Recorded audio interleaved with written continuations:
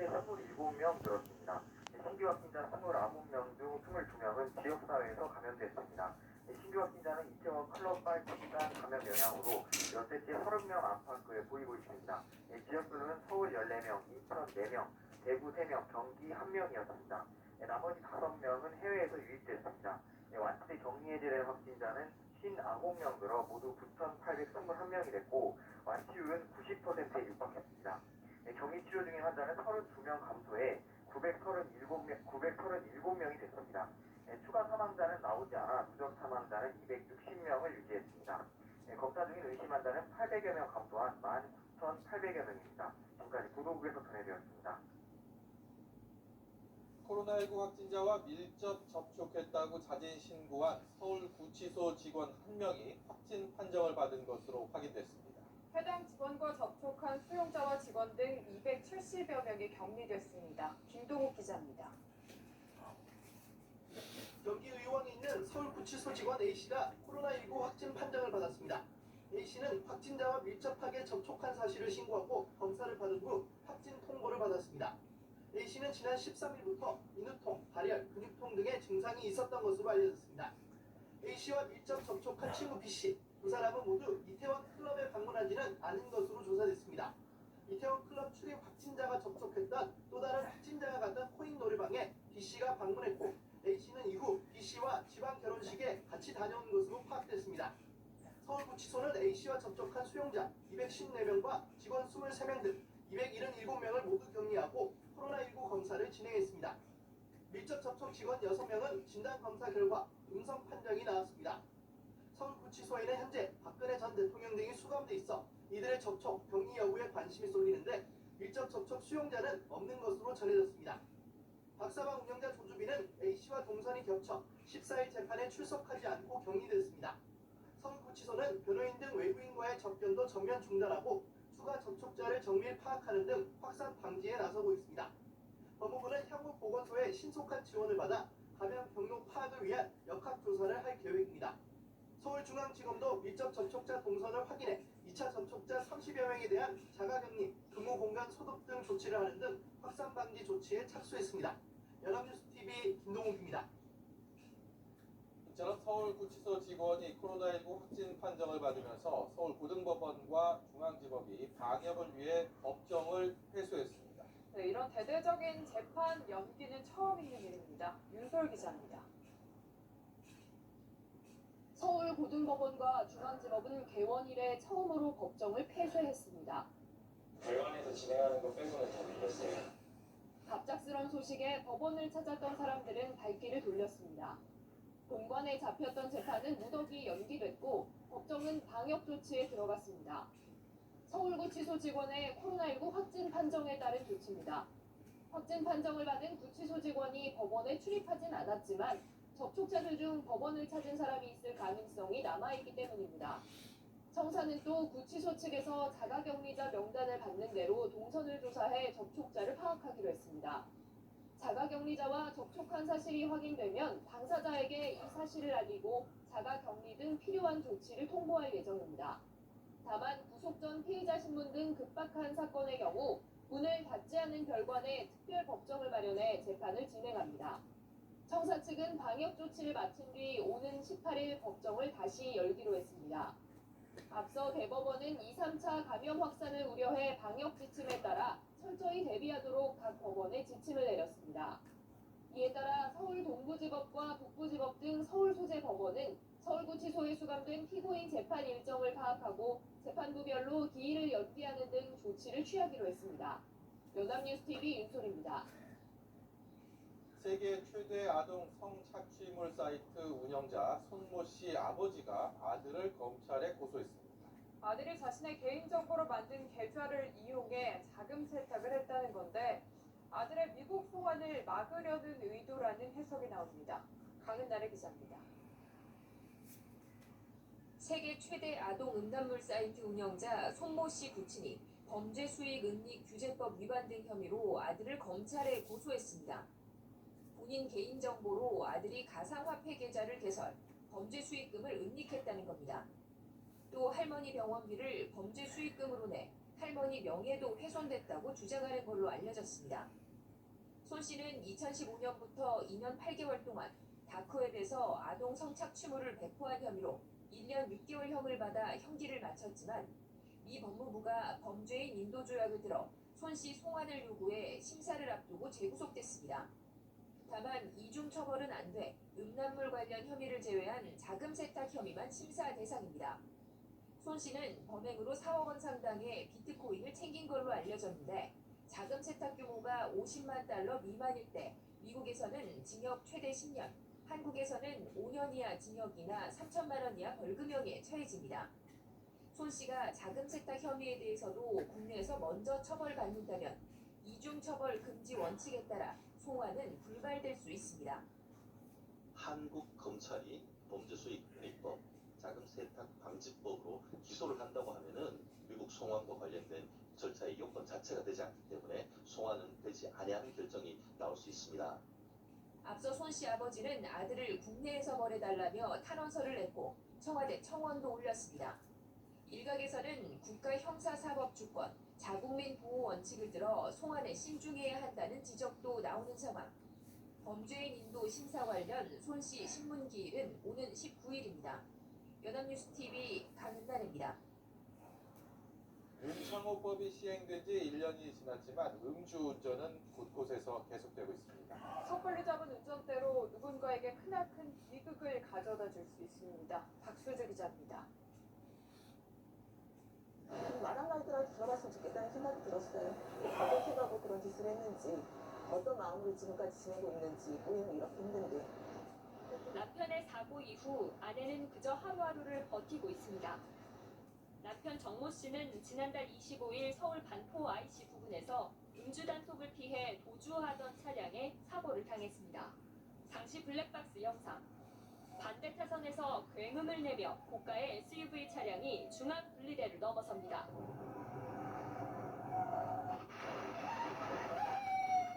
그러니까 뭐 폭발음처럼 들릴 정도로 좀 컸거든요.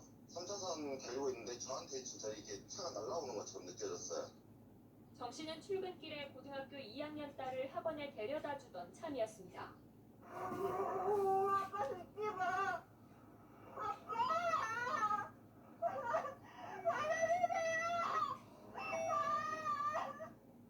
가해자는 20대 남성. 무면허 음주운전을 했는데 음주 측정도 거부하고 경찰관까지 폭행했습니다. 사고로 머리 등을 크게 다친 정 씨는 목숨은 건졌지만 일상생활이 힘든 상태입니다. 자기 직업도 모르고, 제가 아이 나이도 모르고, 아무래도 조금 일상적인 생활이 가능하기까지는 최소 6개월 정도는 지나봐야 알 것 같다고. 직업인 치과 기공사 일을 계속할 수 있을지도 장담할 수 없는 상황. 경찰은 가해자를 구속한 뒤 특정 가중처벌법 등을 적용해 검찰에 넘겼습니다. 많이 알았으면 좋겠어요. 음주 운전을 하는 사람이 있다면 누구라도 피해자가 될 수 있으니까. 정 씨 가족은 가해자가 다시는 비슷한 사고를 내지 못하도록 법원이 엄벌을 내려주길 바라고 있습니다. 연합뉴스TV 박수주입니다.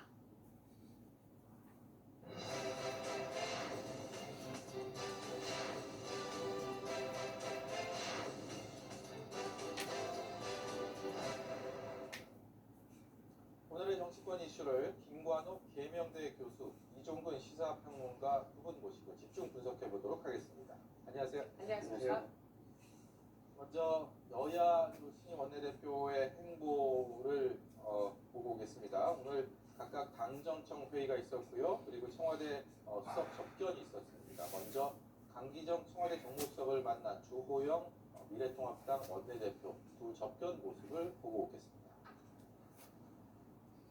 대통령께서는 주호영 원내대표님께서 정말 대화와 협치에 크게 나서 주실 것이라고 기대의 말씀과 부탁의 말씀을 함께 주셨습니다. 대통령께서는 21대 국회가 법적 개헌 내에 개원하기를 간절히 바라시면서 희망찬 21대 국회 개원을 위한 개원 연설도 지금 준비하고 계시다는 말씀도 전환하면서 대신전합니다. 저는 축하하고 오신 줄 알았는데 질문도 많으시고 또 너무 시간이 쫓겨서 그 하나하나가 참으로 많은 국민들에게 영향을 미치고 또 향후에도 그것을 토대로 한 제도들이 설계 되기 때문에 아무리 급해도 바늘 허리를 꿰서 쓸 수는 없는 거 아니겠습니까?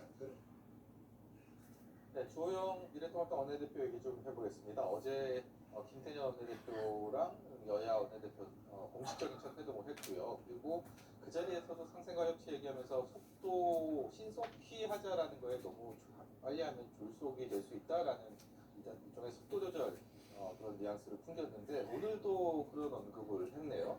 그렇죠. 여당이나 청와대 입장에서는 지금 계류 중인 어떤 법안이라든가 그다음 21대 국회에서 여러 법안들을 빨리 좀 처리해줬으면 하는 그런 원하는 것이 분명히 있고 네. 이런 얘기들을 어떻게 보면 축하 인사차 온 자리에서도 지금 하고 있잖아요. 그런데 그거를 어떻게 보면 원내대표, 야당 원내대표가 바로바로 그걸 받아들일 수는 사실 없다고 봐요. 그래서 그런 측면에서 속도 조절을 얘기하는 것이지만 20일 날 개원을 하고 모든 법안들의 어떤 계류 중인 법안들을 처리하겠다고 여야 원내대표가 신임 원내대표가 합의한 것 같은 것들을 본다면 사실은 기존은 굉장히 원만하게 지금 가고 있다라고 저는 평가를 하고 싶어요. 그리고 지금 주호영 원내대표도 상생과 협치를 강조하고 있고 성과를 내는 국회를 만들고 싶다. 그게 김태년 원내대표와 얘기랑 거의 일맥상통하거든요. 일하는 국회. 이런 쪽이기 때문에 저는 시작의 단계에서는 두 원내대표의 어떤 방향성이 굉장히 좀 일치하고 있다는 측면에서는 속도 조절 얘기를 하고 있지만 지금까지는 굉장히 같은 방향으로 가고 있다. 그래서 이제 원구성도 해야 되고 그리고 이제 그 이후에 가장 먼저 해야 될 게 이제 3차 추경 같은 것들이 얘기가 나올 텐데 그 전까지만은 아무래도 좀 좋은 관계가 만들어지지 않을까 이렇게 기대해 봅니다. 그 전까지라고 하셨는데 당장 3차 추경 같은 경우에는 지금 김태년 원내대표가 가급적 빨리 선제적으로 이루어져야 한다라고 이야기를 했고 강기정 수석도 당정청이 힘 합쳐서 빨리 코로나19 극복해야 한다라고 이야기를 하지만 주호영 원내대표는 좀 여기에도 신중한 입장 아닙니까? 그렇죠. 왜냐하면 추가 분산 예산안과 관련해서 이미 2차 추경까지 그 전반기에 이루어졌습니다. 이것도 의정사상 초유의 일이죠. 근데 이제 3차 추경이 벌써 이제 논의가 되고 있는데 결국은 이겁니다. 3차 추경을 해야 되느냐 말아야 되느냐와 관련돼서도 자당의 가까이 이견이 좀 취합돼야 되잖아요. 근데 아직 그러니까 이 국회의원 선서도 아직 안 했고 시작해서 자당 의원들끼리의 어떤 그런 이 의원 속에서 열고 여러 가지 워크숍도 열고 연찬회도 열고 이런 과정도 되기 전에 추경을 몰아붙인다. 이게 주호영 원내대표 입장에서는 사실 이게 선언적인 의미지 지금 당장 응할 수는 있는 어떤 상황은 아니거든요. 근데 제가 보기엔 정치공학적으로 해석을 한다면 굳이 김태형 원내대표도 이 추경안을 이야기하면서 이 추경안이 바로 이루어질 것 같지는 않다는 걸 알 거예요. 다만 어떤 의미에서 선언적인 의미냐면 원구성에 대한 이야기죠. 그러니까 어차피 3차 추경이 5월 29일 이전 국회에서 될 수는 없어요. 그럼 새로운 어떤 국회에서 되는데 3차 추경이 되려면 원구성이 보통 평균 43일 되기까지 한 24년 동안 43일 정도 걸린다는 거예요. 6월부터 43일이면 벌써 7월 8월이나 돼야 되는 것인데 원구성을 좀 빨리 하자. 그래서 그 추경을 포함해서 모든 어떤 그런 그 일정들을 빨리 소화하자라는 그런 압박용으로 추경을 지금 이야기하고 있는 게 아니냐. 실질적으로 지금부터 추경을 지금 이 현재 상황에서 추경을 이야기할 수 있는 단계는 아니다라고 생각합니다. 원구성을 말씀하셨는데 앞서서 이제 김관욱 교수께서는 20대 국회 마무리하는 지금 상황에서는 비교적 여야 원내사령탑이 비슷한 얘기를 어느 정도의 의견 일치를 보고 있다라는 말씀하셨는데 21대 국회의 시작점으로 봤을 때는 벌써부터 지금 원구성부터 해서 좀 여러 가지 장애물들 또 극복하기 그동안 쉽지 않았던 부분들이 도사리고 있다 이렇게 봐야 되겠죠. 그렇죠. 아무래도 이제 상임위 어떻게 가져가느냐, 18개를 어떻게 배분할 것이냐의 문제고 특히나 이제 제일 중요한 것이 예결위하고 이제 법사위를 누가 가져가느냐는 거죠.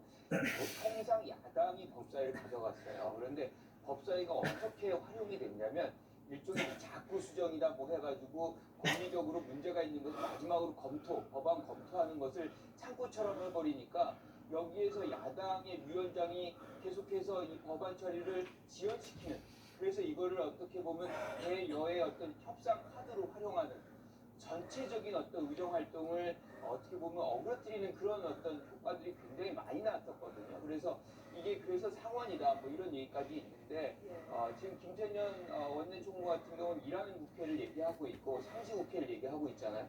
이런 측면에서 본다면 이제는 20대 국회에서 하는 것처럼 그런 공정되는 국회 없애야 된다는 것이잖아요. 그러니까 이 법사위의 어떤 그런 권한도 사실 내려놔야 된다. 그러니까 저는 뭐 이렇게 생각해요. 이 법사위원장을 야당한테 줘도 되지만 그 권한, 자꾸 수정이라든가 이런 거를 국회법에 삭제해버리면 됩니다. 예. 실질적으로 다른 상임위가 곧바로 본회의로 갈 수 있도록 그렇게 한다 그러면 법사위를 뭐 얼마든지 야당이 가져가는 거에 문제가 없다고 이렇게 생각하죠. 예. 저는 약간 좀 생각이 다른 게 어차피 지금 이 법사위원장을 야당한테 주는 건 18대 19대 즉 지금의 여당인 민주당의 강력한 주장에 의해서 법사위를 언제나 야당이 가져갔거든요. 그런데 지금 자꾸 수정과 관련해서 전혀 그런 그러니까 위헌적인 어떤 요소가 없었냐 하면 분명히 한 29건인가 있었어요. 그 자꾸 수정이나 혹은 그 상황을 봤을 때 율사 출신 의원들이 보면 다 이게 이제 위헌적인 요소가 있다라고 다 여야 율사 출신 법사위원들이 공통적으로 그 안건에 대해서 제재를 하고 다시 한 부분들도 분명히 어떤 그 이유 그 항목에 대한 존재 이유가 있거든요.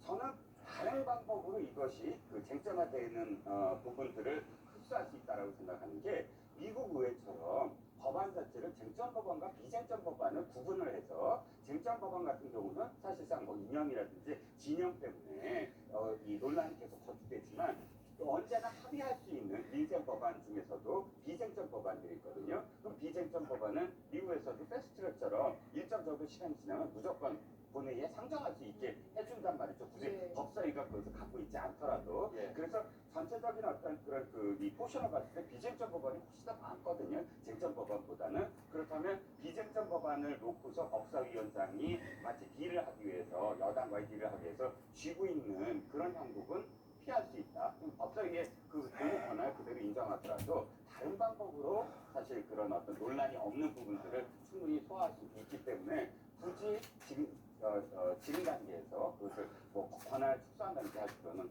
없다는 생각이 좀 드는 역대 국회에서 정말 그 법안 처리에 심각한 변목 현상, 변목 구간을 바로 그 법사위가 가지고 있었는데 저희가 며칠째 법사위 얘기하면서 이런 뭐 아이디어들이 굉장히 많이 나옵니다. 많이 나오고 하는데 과연 이번에는 그런 것들을 고쳐낼 수 있을지 이게 또 각 당의 이해관계와 직결되어 있기 때문에 아이디어들은 뭐 많이 넘쳐나지만 그것을 수용하고 이런 건 또 개별적인 별개 문제 아니겠습니까?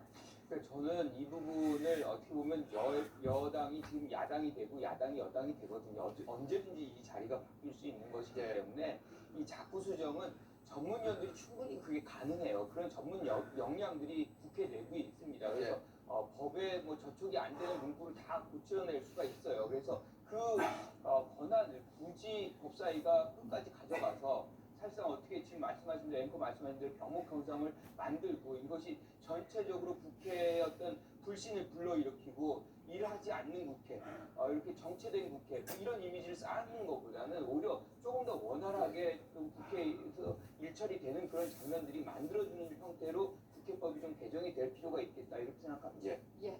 이슈 넘겨보겠습니다. 민주당 이낙연 전 총리의 행보를 좀 짚어보고 싶은데요. 오늘 자신이 후원회장을 맡았던 민주당의 초재선 당선인 20여 명과 오찬을 가졌고요. 또 이르면 이달 말쯤에 자신의 원래는 공부 모임인데 이걸 발전시켜서 싱크탱크를 이제 만든다는 이야기도 나오고 있습니다. 이게 이제 대권 행보를 위한 포석 따지기 정도다라는 해석이 나오고 있는데 그렇게 해석을 해도 되겠습니까? 그냥 해석 정도가 아니라 너무 당연한 어떤 상황이 아닐까요? 왜냐하면 일단 지금 이낙연 총리와 관련된 온갖 지지율은 부동의 선두를 차지하고 있고 또 더구나 지금 상황은 상대당 그러니까 야당의 후보들이 지금 보이지 않는다 뭐 이런 기사들이 나오고 있는 상황에서 자당 내에서도 보통 다른 어떤 여론조사를 다 종합을 하더라도 10% 포인트 내외 정도로 지금 앞서고 있는 것으로 계속 나오고 있습니다. 자, 이낙연 총리, 그러니까 이낙연 당선인 같은 경우는 아마도 이제 어느 길을 택할까 그게 이제 가장 큰 관심일 거예요. 그러니까 어떤 길, 저는 두 가지 길이 있다고 보는데 하나는 노무현의 길이냐, 하나는 박근혜의 길이냐. 즉 무슨 말을 드리냐면 우리나라 선거에서 같은 집권 여당 내에서 정권을 승계할 때 같은 주류에서 주류에서 나온 후보가 당선이 되는 경우가 없었다. 늘 비주류였다. 즉 노무현 대통령도 마찬가지입니다. 노무현 후보도 당시에 김대중 대통령 시절에 비주류였어요. 그러니까 차라리 주류 쪽에는 이인재 후보가 좀 주류 쪽에서 예를 들어서 권노갑 의원이라든지 동교동계가 이인재 후보를 좀 지원을 했고 상대적으로는 노무현 후보는 상당히 비주류였거든요. 이쪽 박근혜 후보도 마찬가지였습니다. 대표적인 비주류였죠. 이명박 대통령 시절에. 그런데 두 노무현 후보와 박근혜 후보의 차이는 같은 비주류였지만 상당히 어떤 좀 차이가 있어요. 어떤 차이가 있냐면 같은 비주류였지만 어쨌든 노무현 후보 같은 경우는 그러니까 김대중 대통령한테 그렇게 반박을 하거나 비판하거나 하지 않고 대통령이 됐습니다. 그 후에 이 대북 송금 문제 이런 부분에 관련돼서 박지원 의원이 들어가기도 하고 그렇긴 했지만 그럼에도 불구하고 김대중 대통령을 밟고 올라가진 않았어요. 그런데 박근혜 대통령은 달랐죠. 이명박 대통령에 대해서 그 시절 박근혜 의원 시절부터 4대강과 관련해서 전격적으로 대통령한테 대치를 하고 같은 당 내에서도 그러면서 자신이 마치 여당 내에 야당인 그런 상황으로 어떤 전설을 형성하면서 대통령이 되지 않았습니까? 제가 결론적으로 말씀드리면 이낙연 의원 앞으로 만약에 대권을 했을 때 지금의 어떤 정권을 밟고 가느냐 아니면 지금의 정권을 협조하면서 가느냐 두 가지 길 속에서 비주류로서 어떤 길을 선택하느냐가 사실은 앞으로의 어떤 그 행보에 가장 초점이 아닐까 싶은 것 같습니다. 그 부분은 2년 정도 남은 대권 대선 시점을 봤을 때는 조금 더 뒤의 얘기고 지금 시점에서 좀 더 가까이 볼 수 있는 부분들은 이낙연 전 총리가 과연 8월달 전당대회에 출마를 하느냐, 당권에 도전을 하느냐 이 부분이 오늘 그 의원들과의 점심 자리에서도 굉장히 화제가 많이 됐고 사실 처음에 앉자마자 그런 질문들이 계속 나왔다고 하네요. 이제 그 얘기들을 보면 근데 참석자들 중에 상당수가 당권에 도전하셔라 라고 제안을 했다고 하는데 거기에 대해서 이낙연 전 총리는 이게 대권에 유리하다 불리하다 이런 프레임으로 비춰질까봐 두렵다. 그렇게는 안 갔으면 좋겠다. 지금 워낙 코로나로 인한 국난 위기 상황이기 때문에 이것을 극복하는 데 좀 더 초점을 맞추면 좋겠다라고 묘한 그런 뉘앙스를 남겼습니다. 이낙연 당선자가 이것을 유불리로 따져서는 안 된다라고 얘기하지만 사실 그것이 실질적으로 8월 전대에 안 나간다는 소리하고는 좀 다르다고 생각을 그렇죠. 합니다. 예. 그러니까 그렇게 계산을 안 하는데 뭔가 당이 필요하고 국가가 필요하다면 본인이 7개월짜리 당대표라도 할 수 있다는 것으로 저는 역으로 지금 들리고 있거든요. 어떻게 해도 지금 지지율 1위에다가 당의 상징처럼 되어버렸고 이번 총선도 승리에 상당한 견인차 역할을 했잖아요. 본인이 당대표를 안 한다고 해도 당의 어떤 모든 일에서 벌어지는 것들은 본인 스스로 책임을 져야 되는 상황인데 그걸 굳이 1년짜리 조항이 있잖아요. 대선 후보는 1년 전에 이제 사퇴해야 된다. 그 조항 때문에 그것을 안 할 필요는 없다고 생각을 하는 거죠. 그리고 뭔가 대선을 나가려고 그러면 세를 응집해야 되는 그 계기가 필요한데 사실은 저는 이 8월 전대가 굉장히 중요한 그런 본인의 어떤 세력들을 결집시키고 그 힘을 통해 가지고 대선으로 출정하는 그런 기회로 적는 그런 판단을 할 가능성이 저는 그 반대 경우가 높다 이렇게 생각합니다. 그 점에 제가 한 말씀을 드리면 아까 그 말씀을 드린 이유가 당권과 대권은 어느 쪽으로 갈 거냐가 제가 아까 드린 말씀의 하나의 결론이라고 할 수가 있는 게 당권으로 간다고 한다면 어떤 점이냐면 이 현재 정부를 계승하는 그런 협조해야 돼요. 당정성을 협조해야 되고 올 1년 동안의 정책을 현실화하는 데 굉장히 적극적으로 나서야 되는 것이고 당권을 하지 않고 대권을 간다고 그다음 대권으로 간다고 하면 상당히 견제를 할 수가 있거든요. 그러니까 그런 측면에서 어떤 이야기고 당권에서 사실 가장 힘든 게 뭐냐면 당권을 택했을 때 내년 4월 재보궐선거예요.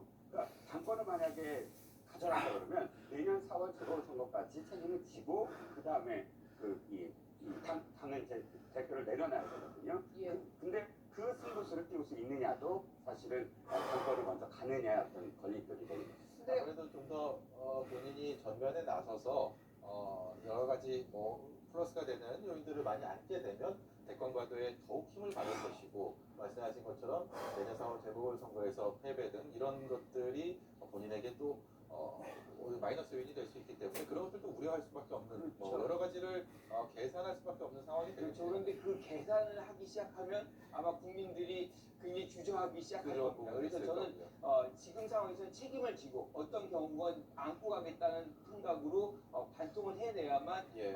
이 대선 후보의 자리가 가까이 오는 것이지, 여기서 아까 본인도 얘기했다는 거 아닙니까? 유불리를 따지지 않겠다. 유불리를 따지는 순간 국민들은 시각을 돌릴 수 있겠다. 예. 생각합니다.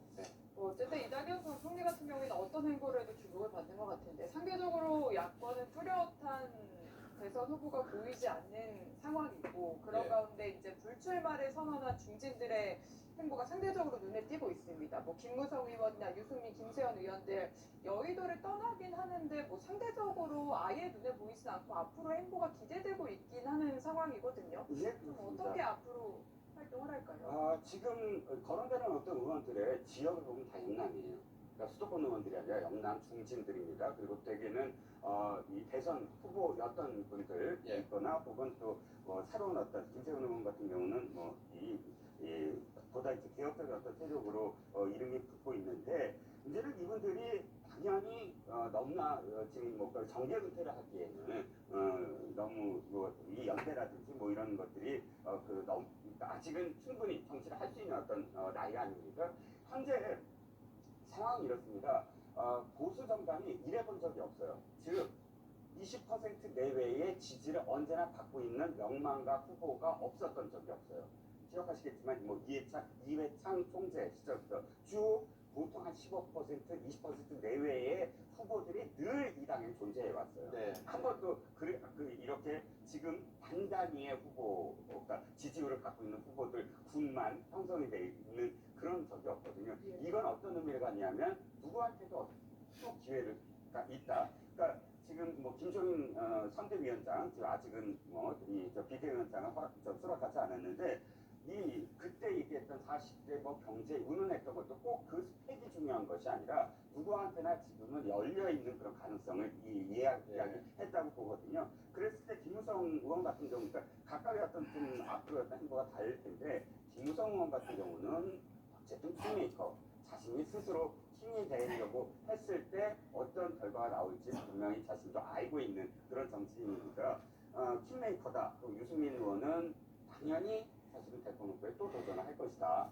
김세훈 의원 같은 경우는 아마도 부산, 그러니까 김세훈 의원만이 아니라 상당히 많은 사람들이 지금 부산시장 재보궐 선거에 나가지 않을까. 이 영남이나 혹은 PK나 PK의 어떤 웨이즈, 지지율이 없고 있지만 지지율을 어느 정도 받고 어떤 정치 세력화할 수 있는 리더가 누가 되느냐. 아직은 안 보이지만 거기에 따라서 앞으로 당권, 대권도 상당히 이 당은 다른 방향으로 또 갈 수가 있다라는 생각이 듭니다. 네. 그리고 더불어민주당과 이제 비례정당인 더불어시민당은 합당 절차를 마무리해 가면서 이제 관심이 쏠리는 게 열린민주당이 아닐까 싶은데요. 관련해서 오늘 우상호 의원이 이야기를 했습니다. 듣고 오시죠. 열린민주당과 또 우리 더불어민주당의 어떤 뭐랄까요, 이념과 지향이 크게 다르지 않기 때문에 저는 당 지도부가 새로 들어서면 열린민주당과의 통합도 자연스럽게 추진해야 된다 이렇게 생각하고 있습니다. 다만 현재 우리 지도부가 총선 과정에서 공헌을 해왔는데 이제 와서 그 말을 바꾸기가 쉽지 않다. 그러니 8월 전당대회에서 새로운 지도부가 들어서면 그때 그것을 공론화하고 통합을 추진하면 되지 않겠느냐 이렇게 생각합니다. 교수님께 이 질문을 드리고 싶은데, 사실 민주당과 열린민주당 통합론이 다시 불거진 이유가 열린민주당 최강욱 대표가 당선이 되고 대통령이 축하 전화를 걸면서 대통령이 과연 어떤 의도를 갖고 전화를 걸었냐, 이게 혹시 힘을 실어주는 게 아니냐 하는 뭔가 설왕설래 이야기들이 나오면서가 아닌가 싶습니다. 어떤 의도라고 보시나요? 그러니까 최강욱 대표가 대통령과의 통화 내용을 지나치게 자세하게 지금 얘기를 해주고 있는 거죠. 굉장히 이례적입니다. 그렇게 보통 안 하거든요. 덕담하는 수준에서 이제 축하 전화를 한 건데 어쨌든 그런 걸 계기로 하든 뭐 어떤 걸 계기로 하든 지금 통합 논의가 다시 이제 촉발이 된 건데 저는 그냥 시기상조라고 봐요. 그러니까 우상호 의원 같은 경우도 어떻게 보면 원칙론적으로 이제 통합이 돼야 된다. 왜냐하면 지지자들이 지역당은 결국 민주당 찍고 비례는 이제 열린민주당 찍고 뭐 이런 형태가 굉장히 많을 거거든요. 그렇기 때문에 결과적으로 대선 국면에서 통합해야 된다. 뭐 이런 원칙론적인 얘기를 해야 되는 것이고 민주당의 입장에서는 지금 열린민주당이 눈에 보일 순간은 아니거든요. 왜냐하면 야당과 협치 국면 원 구성하고 사실은 뭐 이런 것도 훨씬 더 중요한 우리가 높이 있는